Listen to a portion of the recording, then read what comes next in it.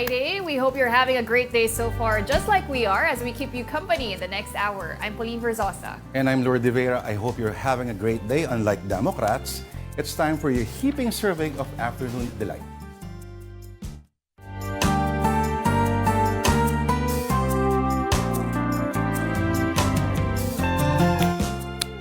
It's Friday, June 28, 2024. Finally, weekend na po. What? So walang work tomorrow? Wala. So sad. Ay. Weekend plans. Weekend plans, think about work. Think about work pa rin. Yes. Grabe naman ang sipag. Of course, we love our work. Ayan. Ako, baka mag-hibernate muna ako this weekend. Ano ka, bear? Oo. Hibernate muna ako. Matutulog muna ako kasi it was a hectic week also at work. But speaking of unwinding, relaxing, syempre, of course, we also have our delight of the day here. And it is none other than this beautiful banana split na may mga M&Ms pa. First time ko makakita ng banana split na may M&Ms. Ano ba dapat ang nasa banana split? Diba chocolate syrup? Parang, or cherry? Banana split. We did that last time. Hindi masyadong aesthetically pleasing. Mukha siyang motor oil na gamit na. Pero ito, maganda. Maganda. Because we first eat through our eyes, sabi nga, di ba? At natutunaw na yung ice cream. Oo nga, parang si Joe Biden sa ilalim ng camera. Kainin na natin to. But di ba banana split usually, ano yan? Ang nakasanayan ko nung bata ako parang 3 different flavors yung ice cream. Yes. Tapos yun nga, may cherry, yung classic na ano. Pero ito, parang anong flavor ba yung ice cream na yan? Ay, pagpalagay natin na only one way to find out. Ayun. Okay, well, Lourd is... Take one for the team. Nahiya ka pa, Ano? Pistachio. Wow. Sige, mamaya titikim ako niyan. But we also have another delight. Ay, cookies and cream pala. Ano ba talaga? Sorry. Cookies and cream. Ang layo ata ng pistachio. So, banana split. Dahil split ba ang Democrat votes or yung opinion? Pero parang hindi split eh. Parang they're all in unison that we are ika nga ng headlines ng isang CNN article. Okay, aside from banana split, meron tayong chicken fast food. Okay. Anong kinalaman yan? Siyempre, of course, this is from McDonald's, which is a... No endorsement po. No endorsement. Nagkataon lang na si Donald Trump ang brilliant proof na hindi ka papatayin agad ng fast food diet. Kasi araw-araw ba niya kinakain ng McDo? Hindi naman, minsan yata KFC. Okay, but fast food. At Diet Coke. Yes, Fast food. Yes. Basically, wala yatang chicken sa McDonald's sa Amerika. Burgers. Pero ang kaibahan lang yan sa social na porcelain plate na ginagamit. So, find China. And he eats chicken and pizza with a fork and knife. Ayun. At maraming inaatake sa puso ng mga New Yorkers at mga hardcore chicken fans. Pero anyway, congratulations to Donald Trump. Again, the 47th and 45th president. Kung pagbabasayan mo yung debate, oo, kasi napaka-painful daw to watch. No? Sabihin na natin, overwhelmingly, kung nanood po kayo ng kauna-unahang face-off, ng dalawang leading contenders for the presidencies ng Amerika, may dapat nga raisins or prunes yung kakainin ngayon, pero walang mahanap. Battle of the ages nga, di ba? Sabi nila even before this debate. But after that, a lot of people really concluded na talaga namang Trump just ate that debate over Biden. Kasi si Biden was visibly weak, frail, not just in terms of his health, di ba? Pati yung words na sinasabi niya, incoherent. Mag-slur. Tapos, yung reactions pa niya, wala nang mas brutal pa sa lahat ng visual media. Other than the close-up. Napaka-brutal lang close-up talaga. Hindi ka pwede magsinungaling sa close-up. And ever since the first ever televised presidential debate noong 1960s, Nixon versus Kennedy, yung kauna-unang nagkaroon ng televised debate. Ang sabi doon, kung pakikinggan mo raw si Nixon sa radyo, iko-conclude mo nanalo si Nixon. Pero kung sa TV ka raw mag-monitor, si Kennedy was the clear winner. Alam mo, isang ano dyan. Okay, 47 si Nixon, si Kennedy was 43 or 44. Si Kennedy had rested the night before, no?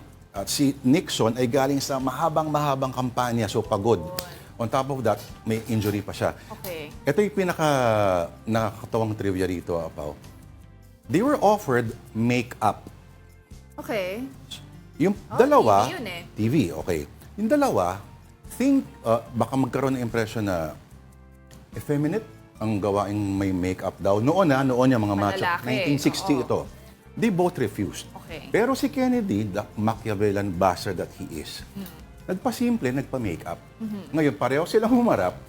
Langis-langis si Nixon at si Kennedy parang fresh. So, mas youthful ang dating. Ngayon, ito, pupunta tayo dito. Parehong malayo sa edad na 43 and 47 ang dalawang ito. Pero kung both sa radyo at sa TV mo papanoorin pa, alam mo kung sino yung dehado talang talo talaga rito eh. Hindi mo pwedeng dayain ang edad talaga ni Joe Biden. Thinking that's the man who has the nuclear football. Sabi nga at one point ni Trump after one of the sentences or the answers of Biden, sabi niya, I didn't understand what he said. I don't know if he knows what he said either. Parang ganon. So, ayun. Si Trump just kept repeating one falsehood after another. It's not so much what you're saying as how you say it. Kay Biden, pag describe mo yun, may kahit pa paano may laman, pero in the way he said it, na talaga, will not fill you with confidence. Okay, the first U.S. presidential debate is over, and it leaves a lot of viewers asking, what the hell just happened? It's the first time U.S. President Joe Biden and Donald Trump, President number 45, have come face to face since 2020, and the face-off comes right before the two formally accept their party's nominations less than 5 months to Election Day. CNN's Jen Sullivan recaps the highlights from the debate. In an historic debate, President Joe Biden and former President Donald Trump going head-to-head in the first presidential debate of the 2024 election cycle, hosted by CNN in Atlanta Thursday.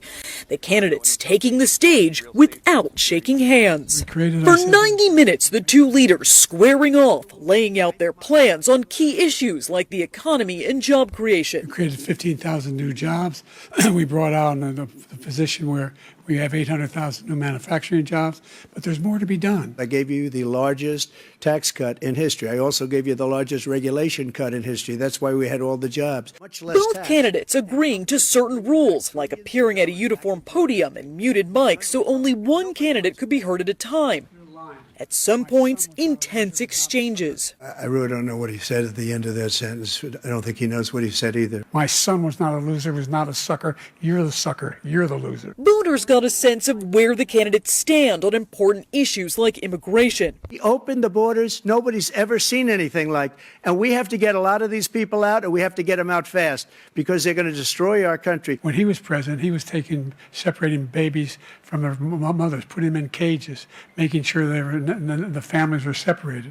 That's not the right way to go. And their vision for abortion access. Right now, the states control it. That's the vote of the people. The idea that states are able to do this is a little like saying we're going to turn civil rights back to the states. Let each state have a different rule. If re-elected, President Biden would end his presidency at 86 and Trump would be 82.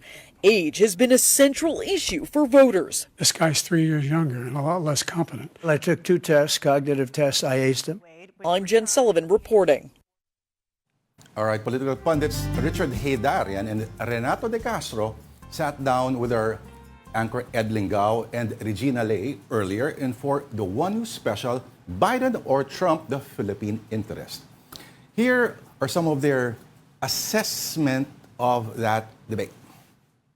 There was no audience, but in terms of audience impact and energy level, clearly Trump was there. Now on Biden, obviously the optics I think were not optimal. I was just on Twitter looking at practically Democrats were, a lot of them were hyperventilating. They were worried about whether they should go for a replacement. But the funny thing is that if you transcribe Biden, it defies all of the stereotypes about this guy has lost his lucidity. No, actually, it was pretty good. I mean, there were a little bit of, issues here and there, but generally, I think. But he was a bit too wonky, in my opinion. Wonky. Like he would respond to issue by issue. He would provide facts, data, and his closing statement was like on taxation. So I felt that if it were a question of his lucidity, he was quite effective. But if it's a question of projecting strength and standing up to the kind of a Trumpian attacks and assaults, I don't think that was an optimal performance by him. You have Donald Trump basically telling, I represent power, whereas, of course, President Joe Biden represents weakness. And that was answered by President Joe Biden. We're not powerful because of individuals. We're powerful because we're a nation. And, of course, the fact that we have alliances. The third element, of course, is a matter of styles. Of course, as mentioned by Richard, Donald Trump never answered any of the questions directly. He was a politician. He skipped all the answer and started attacking, of course, President Joe Biden. But President Joe Biden simply showed, of course, consistency. Alright, isa sa mga hindi sinagot ni... there was an issue na tinanong, like 2020 ba, or unlike 2020, are you willing to accept election results? Si Trump, if ever matalo siya, parang ganun, he was evading the question, he was evading the issue. So, ibig sabihin, alam mo na, pag may nangyari, pag hindi siya pinalad, January 6 Capitol, Part 2 ba yun? Medyo delikado yan. Pero, panic moment na ba? Or panic mode na ba ang Democrats? Okay, tingnan natin. We have more debate moments. Watch this. We have 1,000 trillionaires in America. Billionaires in America. And what's happening? They're in a situation where they, in fact, pay 8.2% in taxes. If they just paid 24%, 25%, either one of those numbers, they'd raise $500 billion, I should say, in a 10-year period. We'd be able to wipe out his debt. We'd be able to help make sure that all those things we need to do, child care, elder care, making sure that we continue to strengthen our healthcare system, making sure that we're able to make every single solitary person eligible for what I've been able to do with the COVID, with dealing with everything we have to do with, look, if we finally beat Medicare. Thank you, President Biden. President Trump? Well, he's right. He did beat Medicare. He beat it to death, and he's destroying Medicare. He's willing to, as we say, rip the baby out of the womb in the 9th month and kill the baby. Nobody wants that to happen, Democrat or Republican. Nobody wants it to happen. That is simply not true. That Roe v. Wade does not provide for that. That's not the circumstance. Only if a woman's life is in danger, she's going to die. That's the only circumstance in which that can happen. But we are not for late-term abortion, period. Period, period. The only person on this stage is a convicted felon is the man I'm looking at right now. But when he talks about a convicted felon, his son is a convicted felon at a very high level. The crimes that you are still charged with, and think of all the civil penalties you have. How many billions of dollars do you owe in civil penalties for molesting a woman in public, for doing a whole range of things, of having sex with a porn star on the night while your wife was pregnant? I mean, what are you talking about? You have the morals of an alley cat. As president, you swore an oath to, quote, preserve, protect, and defend, unquote, the Constitution. What do you say to voters who believe that you violated that oath through your actions and inaction on January 6th and worry that you'll do it again? Well, I don't think too many believe that. And let me tell you about January 6th. On January 6th, we had a great border. Nobody coming through, very few. On January 6th, we were energy independent. On January 6th, we had the lowest taxes ever. My question was, what do you say to those voters who believe that you violated your constitutional oath through your actions and inaction on January 6th, 2021, and worry that you'll do it again? Well, I didn't say that to anybody. I said peacefully and patriotically. So a lot of analysts also saying, no, na while Trump was an image of strength, ayun nga, he was dominating this debate, marami rin daw siyang mga lies na sinabi. Of course. sunod-sunod, may fact-checking na live na nangyayari sa CNN, sa website, ano. Pero, paano ka magpa-fact check? Lie, untruth. Kasi Biden naman, parang tinatawag na siya ng kaluluwa niya, di ba? Pansin mo? Or yung mga kaluluwa ng mga friends niya, parang, come Joseph Robinette. Pero, kita mo, ang galing niya, he was skirting the issue yung sa January or accepting election results. Okay, I think about Biden, sabi pala ng staff, no? Sabi na sa mga producers sa CNN, may sipon daw siya, kaya, which explains the rasp in his voice. Pero 95 minutes, so, yun pa lang siguro, papalakpak naman na si Joe Biden. Pero dito nga, after this debate, of course, it also poses a question for the Democratic Party na kasi actually both candidates naman, there's just the presumptive nominees, si Biden at si Trump. So, ang mga Democrats ngayon, nag-iisip na kailangan ba natin palitan ang ating nominee, si Biden, after that debate performance? Nag-assume ka ba or... Pero sigurado ako, baka sinasadya nila to, no? Nagawin tong debate para once and for all magkaisa ang lahat ni incumbent kasi. Incumbent kasi si Biden. Pero alam mo, may nakakatawang sideline. There was one part, they were arguing about golf handicap. Would you believe? Oo, tapos buti tinigil lang moderator. Kasi sabi niya, you can't even hit the ball. Sabi ng isa. Tapos 6-day handicap nung isa, Diyos ko, tumatatandang to talaga. Pero si Trump din, no, parang every chance he gets, binabalik din niya dun sa mga illegal immigrants, the border issue. Oo. Parang... Pansin mo kanina pa, they were talking about Roe v. Wade, sa malaking issue yun at maraming observers. Ina-expect nila, dyan mo talaga pwedeng pulbusin si Trump along with the issue sa convicted felon, ano? Convicted felon. Porn star, harassment, etc. Money. Pero wala. Doon pa pinakamahina ang modulation ng boses ni Biden where it actually matters. Yes. Nako, talaga. But we're not... Considering Roe v. Wade, may 3 judge Supreme Court, si Trump appointees yung mga yun. But we are not even done. Sa'yo pala to. Yeah. As Lourd said, we're not yet done talking about the U.S. presidential debate. One News programs will have more highlights later. But for now, let's get you up to speed on the latest in sports. Yes. Young people. Usapang sports muna tayo. Young people na may lakas. Speaking of young people, si Bronny James has been selected by the Los Angeles Lakers in the second round of the 2024 NBA Draft. Bronny is expected to suit up with none other than his father, LeBron James, in the 79th season of the NBA. This is the first time in the league that a father and son will be playing for the same team. And inaabangan talaga yan. Wow. Also, ito naman, Filipina tennis star Alex Ayala fell to Lulu Sun of New Zealand, 6-7, 5-7 in the final qualifying round of Wimbledon. This is the closest a Filipino has ever gotten to Wimbledon's main draw. Ayala is currently ranked 162nd in singles ranking in the Women's Tennis Association.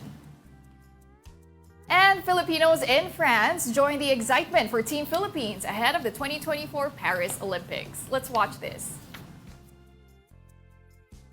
Para sa akin, it's really important na support good from us. It's like the emotional support. That's what we can give as a Filipino. We're not a lot, but emotion is really big. Like my dad said, we're only 12, but quality beats quantity. So for sure, we're gonna support. We're gonna help. We're gonna do what we can do to encourage, to give hope, because I believe in them, because I'm Filipino, and I Filipino beats everyone. That's it. Go Philippines! Parang nasa Luneta lang sila. Parang nasa Quirino Grandstand lang Hindi, sa nasa likod. France sila. Gay in France. At summer kasi doon. Oo. Pero tingnan mo, walang French accent. Parang ang mga Pinoy pag nag-i-English, Pinoy na Pinoy. Pero balik tayo rin kay Bronny James. Nako, Alam ako mo, inaabangan ko rin yan. Second round draft. Second round of Medyo, the NBA draft. hindi pa parang masakit yun. Oo naman. He wasn't drafted in the first round. Ibig sabihin, Tapos, pansin ko yung height. Anong height kaya ni Bronny James? Mas maliit kasi sa father niya. Oo, mas maliit siya sa kay Lebron. Hindi na mas malaya naman tayo lahat i-pursue ang ating mga destiny, ano? Oo. Pero kung ako si Bronny James, siguro magpipinta na lang ako.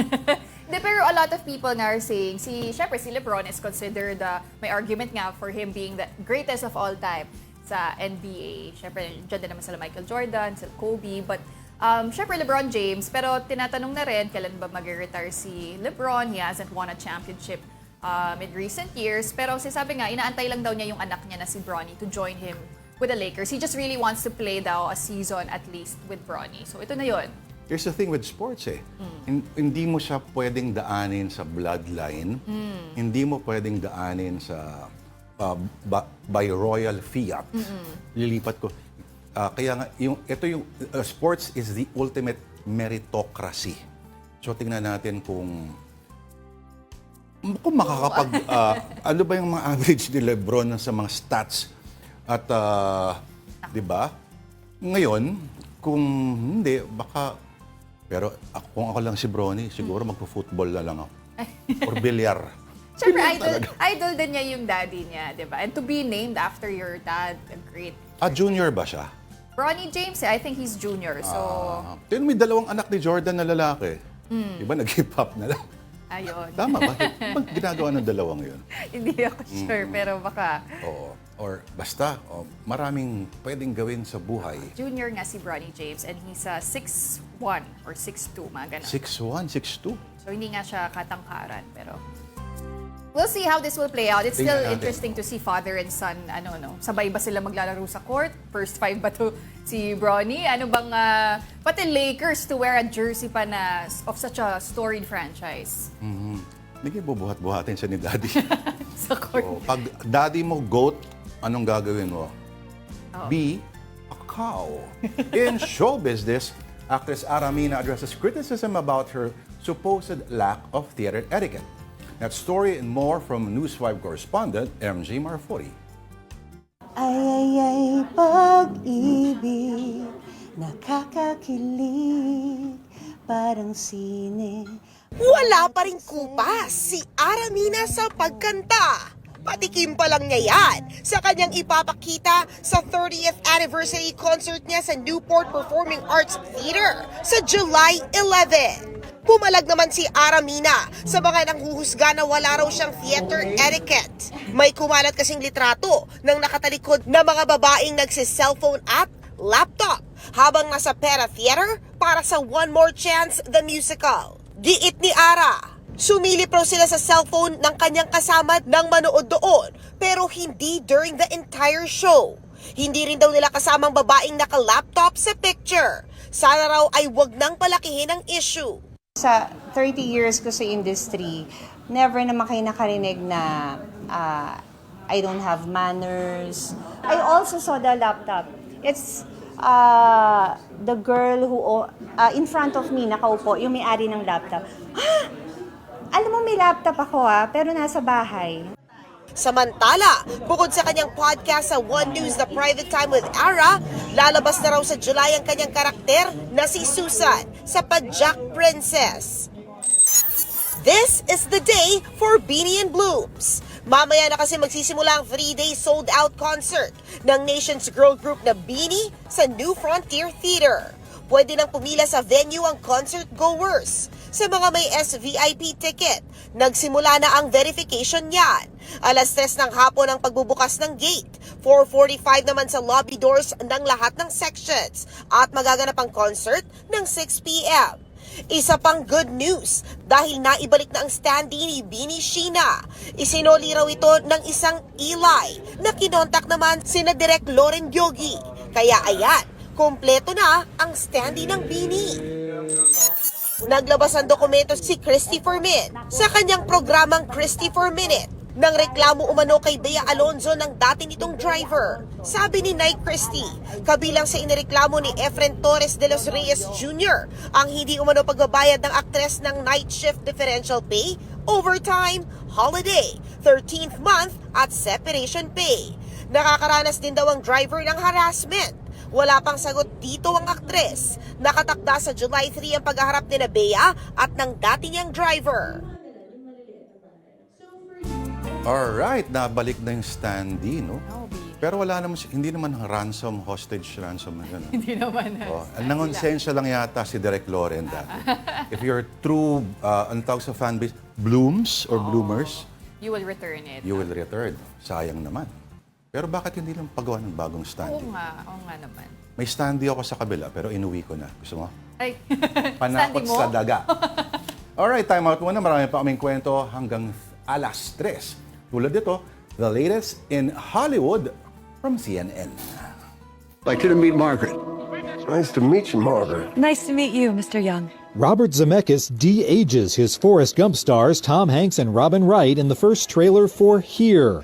The film, based on Richard Maguire's graphic novel, looks at multiple families through the generations and the special place where they live. Here heads to theaters November 15th. Ryan, can we get you over here to the right? Ryan Gosling is getting into the zombie business. He's set to produce the movie I Used to Eat Brains, Now I Eat Kale, about former zombies trying to re-enter society long after the apocalypse.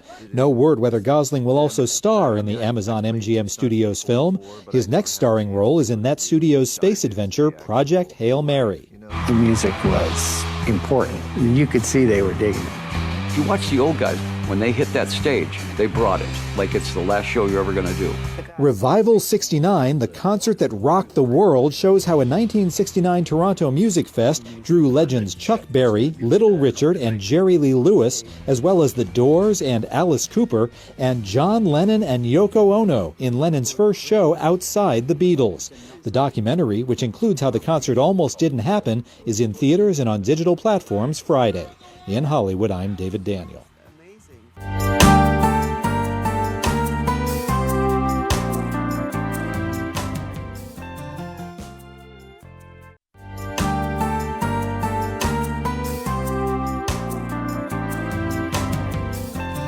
Alright, nagbabalik po ang Afternoon Delight dito po sa One News.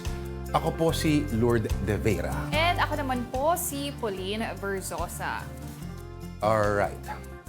Bamban Tarlac Mayor Alice Leal Go is Chinese passport holder Go Huaping. That's according to the NBI after a fingerprint examination. The details from News 5 correspondent Ria Fernandez Obina. The NBI confirms that Mayor Alice Go and Go Huaping are one and the same. That's the revelation made by Senator Risa Ontiveros, who is leading the probe into Go's identity and her alleged ties to illegal pogos in Bamban, Tarlac. Go Huaping is the alleged Chinese identity of Mayor Alice Go. In her Facebook post, Ontiveros says, "This confirms what we have suspected all along." She said, "Peking Pilipino si Mayor Alice," or should I say, Go Huaping. She is a Chinese national masquerading as a Filipino citizen to facilitate crimes being committed by Pogo. The senator adds that this is a huge insult to Bamban voters, the government, and the entire Filipino people. Ontiveros noted that this is the strongest evidence yet against Go, which should be used to kick her out of her position. Senator Gatchalian says another strong evidence against Go are bank documents found by the Anti-Money Laundering Council, where the mayor declared that the name of her mother is Wen Yilin. That corroborates with the story ng mga taga Valenzuela na pinapakilala si Wen Yilin or Winnie Lin as her mother, and also tugma yun sa BOI records na si Wen Yilin dineclare niya yung kanyang mga dependent children. Isa doon yung dependent daughter niya na si Go Huaping. Wala nang lusot. Airtight na ito. It has also been recently revealed by the Senate that there is another Alice Leal Go, a Filipino who has the same birth date and birthplace as the mayor. The NBI clearance of the other Alice Go was released on November 3, 2005, just a day before Mayor Go filed the delayed registration of her birth certificate. The camp of Mayor Go had earlier refused to comment on this particular document, but Go's lawyer says the documents should be scrutinized in the proper forum. Kung gagamitin nila yan sa proper forum, edi magkakaroon kami ng pagkakataon na ma-scrutinize yung mga documents na yan. O, malay mo, siya ba talaga yun? Go's camp is also protesting the possible cancellation of the mayor's birth certificate, as recommended by the Philippine Statistics Authority to the Office of the Solicitor General. Yung mali-maling entry sa birth certificate, hindi naman iba yan eh. May mga ganun. Pero ang ibig ko sabihin, kung may mali doon sa birth certificate, kino-correct yan. Okay. O, kino-correct yan, may proseso tayo sa husyado dyan. Ang point lang, kung yan ang magiging basihan para tanggalan mo ng citizenship, ang isang tao, parang unfair masyado yan. With the recent revelations, Senator Gatchalian confirms that the AMLAC is now preparing a case against Go. Ang target nila in 2 weeks. So, ang magiging cases nila against Alice Go and the other personalities will be money laundering. So, in other words, may nakita silang evidence, very strong evidence na may money laundering involved. He also called on the suspended Bamban mayor to attend the next hearing on the matter and face the allegations against her, including her supposed connection with a certain Cassandra Ong, who is said to be behind the Pogo Hub in Porac, Pampanga. For News 5, Ria Fernandez, We Are One News. And now here's a quick rundown of some stories on One News. The Armed Forces of the Philippines cautions the public amid, quote, alarming surge in disinformation campaigns. The AFP says these seek to create a divide and distract Filipinos from pressing national issues. The military urges the public to remain vigilant and verify information from credible sources. Political analyst or scientist Julio Tihanki sounds the alarm over a deep fake video of him making rounds online. In the video, he appears to be explaining the lead of a possible 2028 presidential candidate. Tihanki says the video also manipulated the voices and clips of an ABS-CBN anchor and reporter. Meanwhile, 33 Chinese-Filipino organizations have expressed support for President Bongbong Marcos amid the country's maritime dispute with China. That's according to a paid advertisement reportedly published in select newspapers yesterday. The ad was signed by heads or representatives of Filipino-Chinese groups, including the Federation of Filipino-Chinese Chambers of Commerce and Industry. And the Philippine authorities await the return of expelled Congressman Arnie Teves. This comes after Timor-Leste granted the government's extradition request for Teves. The camp of the former lawmaker says they will appeal the decision. All right, in other news, the LTFRB has ordered the suspension of the license of the jeepney driver who was caught on video in a viral body-shaming incident. News 5 correspondent Gerard Del Peña has the report. Ito ang nag-viral na social media video ng pasahero ng jeepney na si Joy Gutierrez na pinababa ng driver dahil siya raw ay mataba. Dahil dyan, ang Land Transportation Franchising and Regulatory Board pinasususpinde ang lisensya ng driver na si Arneto Palisan. Hindi nila katanggap-tanggap ang inasal ni Palisan at ng asawa nitong si Mary Ann Corpus na konduktora nito sa biyahe. Hindi rin ligtas ang operator ng jeepney na pinagbabayad ng multa. Tig 5,000 piso para sa pagkuha ng driver na walang galang sa pasahero, pagtanggi nito na magsakay ng pasahero, at para sa paglabag ng isang memorandum na nagbabawal sa harassment sa mga commuter. Ang apektadong pasahero na si Joy, natuwa na nakamit na niya ang hustisya. Nalungkot lang siya na nadamay ang operator, pero sana raw ay may matutunan sa pangyayaring ito at matigil na ang diskriminasyon. Sabi naman ng operator, wala na sa kanya si Palisan na tinanggap niya lang daw ulit noon dahil sa pagkakautang sa kanya. Sa ngayon, babayaran niya na lang daw ang multa. Kasi kung sa driver lang naman, sa nakikita ko naman ay wala siyang pambayad. Kaya ako na lang magbabayad, magsusolder siguro yon.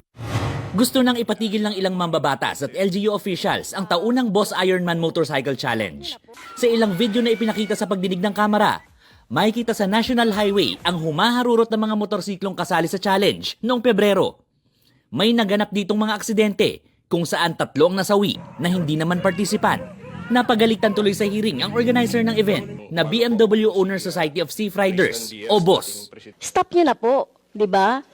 Kasi dapat gawin nyo ito sa proper na racing place. Hindi pang race ang mga national road, Sir Chair. hindi pang hindi pang endurance challenge itong mga national road. Sagot naman ng grupo. Seriously contemplating, reviewing, not to push through for the event because of the two deaths that had happened. Wala pong kapalit ang buhay sa amin. Mas yung outreach namin, gagawa kami ng paraan. Isang buwan namang malilibre ang toll fee ng mga motoristang dadaan sa Cavitex. Ayon kay Pangulong Bongbong Marcos, inaprubahan ng Toll Regulatory Board na suspindihin ang pangolekta ng toll fee sa Cavitex simula July 1 hanggang July 30. Nagpasalamat naman siya sa TRB sa aksyon sa rekomendasyong ito ng Philippine Reclamation Authority.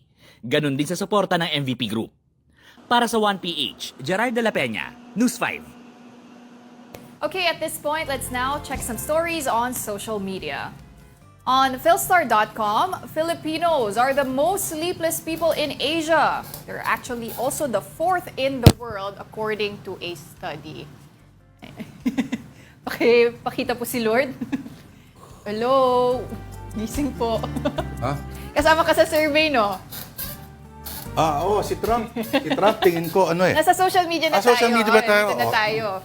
Okay, according to a study done by Milieu Insight, ang mga Pinoy ang pinaka-sleepless po sa Asia. They comprise 56% who had less than 7 hours of sleep per day. So ang average daw nating mga Pinoy is 6 hours and 30 minutes per day. Pinoy, ito ba yung causes of sleeplessness ng mga Pinoy? Ito, parang hindi masyado eh. Ang sinabi lang na importante nga yung sleep, kung ano yung mga factors na dapat para makakuha ng magandang tulog, like air quality. Siguro na-assume na rin nila na mahilig talaga magpuyat mga Pilipino, kahit ano pang rason yan. Kung nagsa-cellphone, trabaho, stress, anxiety. Dahil ba maraming call center agents? Yun din. Or, half of the article, okay, hulaan mo sino pala sponsor ng survey na yan. Ayun. Isang Swedish furniture lifestyle brand na may kinalaman sa pagtulog. Oo. Anong pronunciation yan? Afial? Afial, siguro. Afial. Foam mattress. Like the Valivag Pocket Spring Mattress. Alam mo, sa ganyan natin, baka bigyan pa tayo. Gusto mo ba ng ergonomic pillows? Aba, isama mo dyan yung basta, pillow. May memory foam for full comfort, whether you're a side or a back sleeper. Binabasa ko palang, nakakatulog na. Pero it's important din, no, yung sleep nga ng mga tao. Ako, pag kulang ako sa tulog, nararamdaman ko yung quality of work, quality of life ko, talagang nagsasuffer na rin. Kasi, talaga? Oo. Totoo ba na nagiging irritable ka raw pag kulang tulog? Oo naman. Hindi totoo yan! Okay. At least 7 hours of quality sleep for every person. No matter what the age. Si Biden kaya? Baka after ng debate na natulog na talaga siya. Ayun. So, di ba, medyo alarming din kasi not just number 1 in Asia but also 4th in the world. So, sino number 1 sa buong mundo na sleepless daw? Alam ko na. Seattle, sa Amerika. Sleepless kasi in Seattle. Yan ang nagagawa ng sleeplessness. Oo. Okay. Moving on to our next story here also on Philstar.com. Ito, happy news naman. Palawan and Boracay are part of the best islands in Asia Pacific according to Luxury Awards 2024 by Travel and Leisure Asia. Sigurado ka kasamang Boracay? Palawan ranked 3rd and Boracay ranked 4th this year. Ang number 1 is Koh Samui in Yes, Thailand. In Thailand. Pangalawa ang Bali sa Indonesia. And then we have Palawan and Boracay. So, sana someday tayo maging number 1. Teka. Bali? Anong number, malamang number 2? Bali ang number 2. Number 1 ang Koh Samui in Thailand. Pero nakapunta ka na ng Bali? Hindi pa. Alam mo, wala akong kilala na nag-enjoy sa beach mismo sa Bali as much as alam mo yung mga resort nila, yung mga pool at yung mga villa. Mga villa, hindi yung beach mismo. Hindi talaga yung beach. Walang kwenta yung beach. Mas maganda pa yung Boracay. Ang galing mo lang yung mga naglalaro-laro ng apoy doon at yung mga... Hindi naman. Ano din naman. Ako na-entertain ako sa mga fire dancers nung pumunta ako this summer. Kinakabahan nga ako doon sa isa kasi parang puro langis na yung Ayun lang. Parang medyo, syempre may hazard din yung trabaho nila. In fairness, nakabawi yung Boracay. Yung mga dating mga violations, wala na yung mga yun. So, na-appreciate Very mo yun. clean, actually sa gabi, sobrang tahimik na. And it's hard to imagine what Boracay was like when it used to be yung mga parties. Sorry, madam, baka nasa Station 1 ka lagi. Uy, hindi. Sa mga hampas lupa na gaya na Station 4. Station 3 kami. Station 4 and 5. Wala kaming ibang magawa doon kundi mag-video. Ang buong Boracay maganda na po. But ito po, kung hindi nyo kaya Boracay or Palawan this weekend, you could also check these events out. Yep. Ito, Isa Sigera or Ice Sigera's Videoke Hits concert is having a repeat at the Music Museum in San Juan. This is an interactive sing-along gig. Kaya naman I'm sure it will be fun. At kung isa naman po kayong fan ng BINI or Bloom, then BINIverse is for you. The nation's girl group is staging its first ever solo concert at the New Frontier Theater later tonight. And tomorrow at the Araneta Coliseum, Korean heartthrob Kim Soo-hyun is having a fan meet. This is the second time the Queen of Tears star is visiting the Philippines. Jam-pack pa lang ating weekend. Si Von kaya nandun na nakapila na sa front. Aling event doon ang pupuntahan ni Tito Von this weekend? Magandang tanong yan. We miss you, Tito Von. All right, we have more stories coming your way in a bit. Afternoon Delight. We'll be right back. Please stay tuned.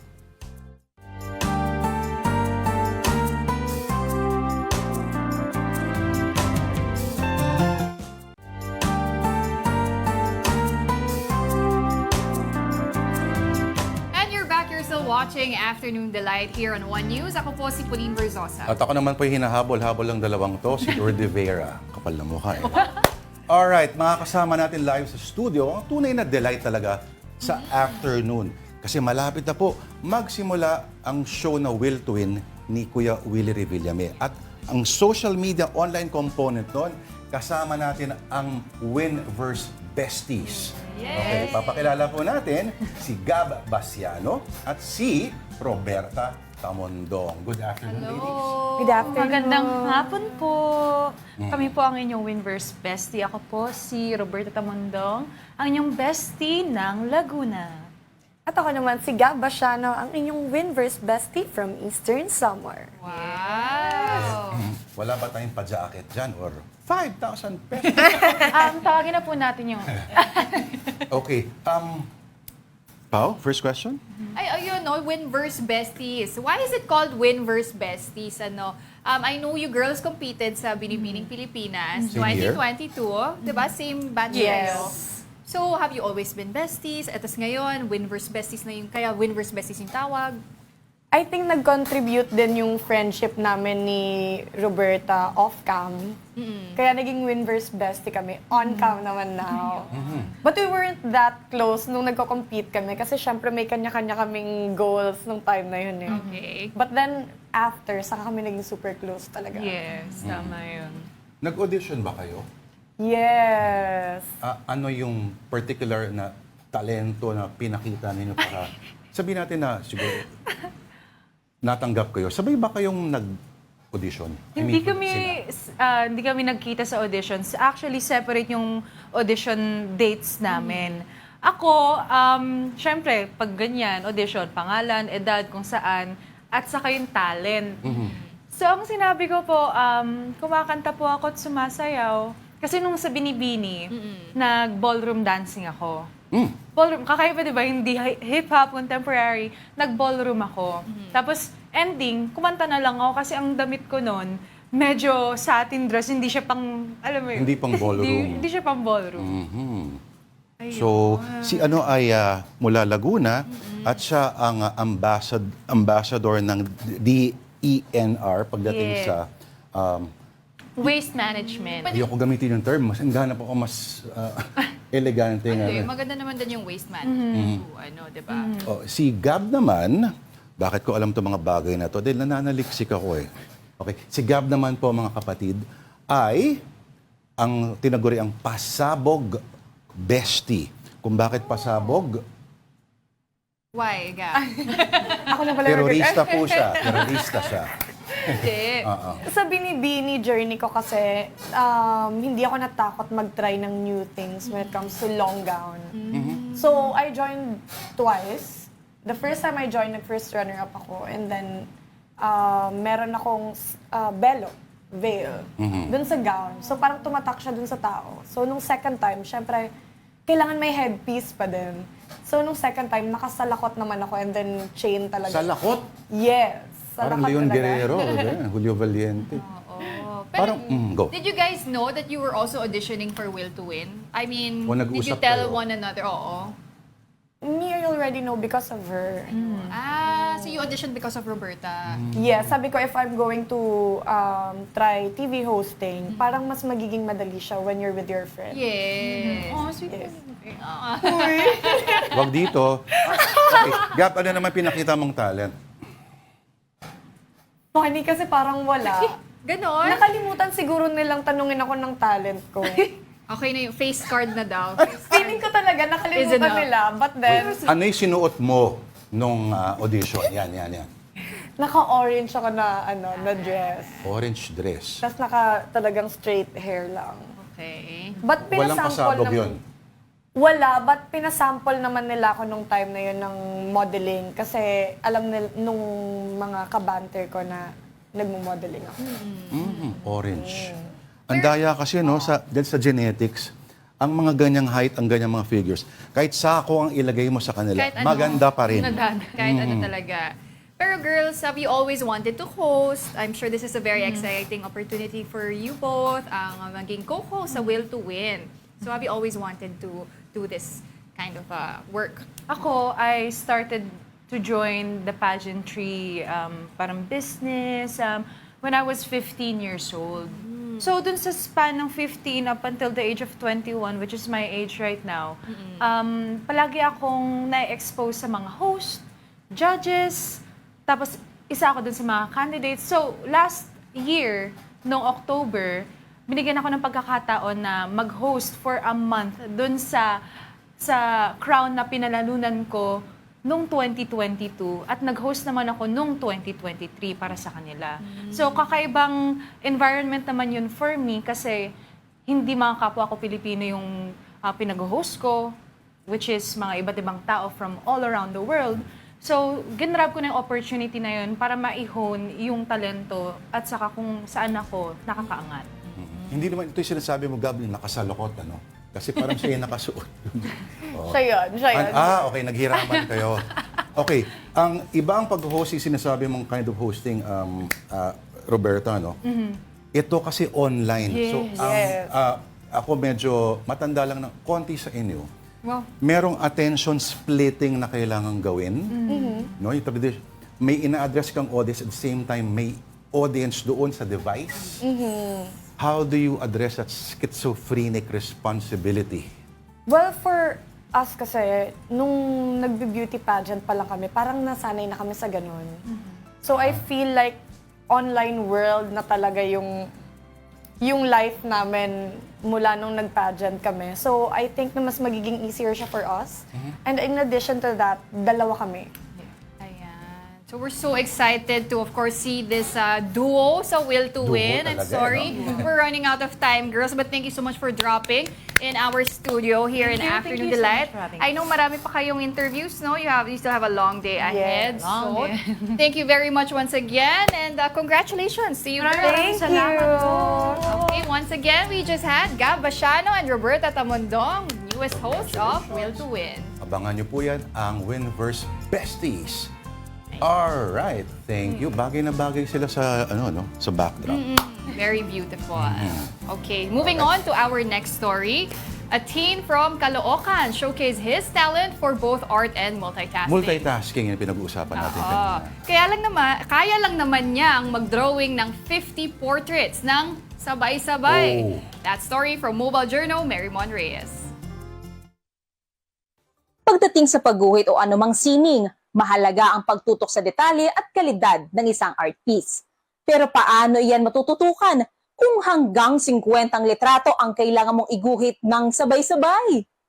17 Pangulo ng Pilipinas ang sabay-sabay na iginuhit ng isang teen artist na nakilala ko mula sa Caloocan City. Scribble art ang tawag niya rito at umani ito ng atensyon hindi lang dahil sa intricate details ng mga portrait kundi dahil sa pagguhit niya ng mga ito ng sabay-sabay sa loob lang ng halos 10 oras. 4 to 5 years old pa lang daw siya. Hilig na ni Emmanuel humawak ng pens and crayons. Kaya naman hanggang sa paglaki niya, nahasa niya ang kanyang art style sa realism at ang scribbling na nilagyan niya pa ng twist sa pamamagitan ng bamboo sticks. Paano niya nga ba ito nagagawa? Sikreto niya, one detail at a time raw. Bali, nag-umpisa po ako sa gitna, tapos parang sinasagwan ko po kasi yung bamboo. Halawakan na. Una ko muna sa gitna, then sinasagwan ko para yung ballpen makapunta dun sa dulo. Kasi siyang stick, bamboo.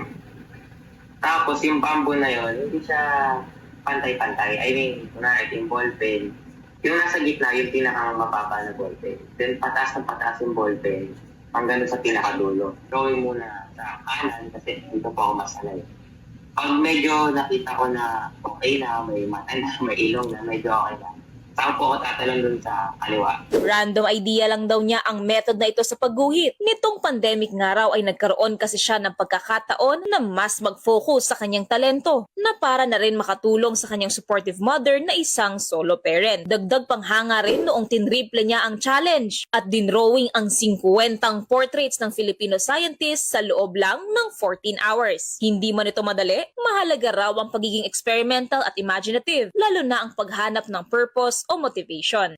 Isa po sa goal ko kung ba't ko siya ginagawa kasi sa future, gusto ko pong ibalik or mabigyan pansin ulit yung Renaissance art. Willing naman pong i-share po yung knowledge na meron po, lalo na po sa arts. Sa ngayon ay tinututukan din ni Emmanuel ang kanyang colored art pieces at patuloy ang kanyang pag-eksperimento sa lahat ng aspeto ng sining. Pagdating sa art, sundan lang ang creative imagination at malay nyo, may matuklasan pa kayong kakaibang talento. Mobile Journal, Marymon Reyes po, hatid ang muka ng balita. Alright, from scribble art, we go to tattoo art. Ito na, ang isaw, I saw the signs.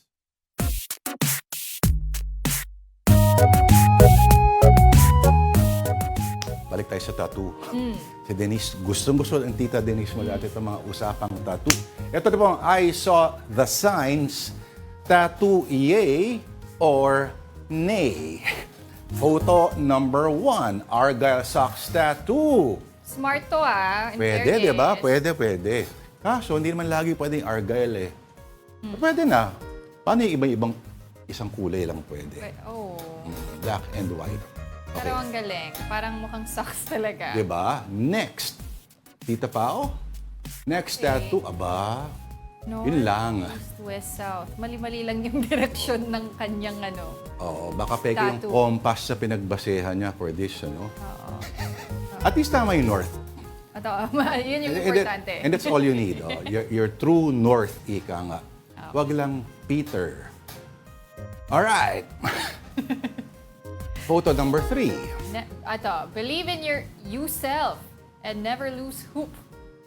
Hey. Baka, alam mo, baka coded to, no? Baka friend niya si Yosef. Di ba? Oo. At si Hoop ay friend niya. Sana Or si Hoop. may meaning talaga yan, no? Meron pa ba tayong photo? Meron pa. Tattoos that are actually on the back of the head. Nakakatakot naman to. Di ba? Nakakatakot yung pangalawang picture. May buhok pa Tinira niya yung buhok niya. So, obligado ka na i-shave lagi para makita. Okay. Alin naman sa gusto mo dyan? Kunyari, isa dyan ang manliligaw sa'yo, Pao. Sino ang sasagutin mo dyan? Siguro yung kalbo na lang. Dahil? Pwede pa lagyan ng wig Pwede naman tong isa. Yun nga lang, sayang yung pangil. Alright? Meron ka bang tattoo, Pao, na invisible? Wala. Baka next time na lang. Gusto ko kasi pag ikakasal ako, wala munang tattoos para maganda yung pictures. Akala ko, imbis na sing-sing, papatuto mo yung Pwede rin, di ba? pangalan. Okay, and that will do it for us this Friday and for this entire week. Thank you so much for watching Afternoon Delight. Ako po si Pauline Verzosa. Thank you, Pao. Join us again Monday, 2 p.m. Ako po si Lourd de Veyra. I hope you enjoy the rest of the afternoon.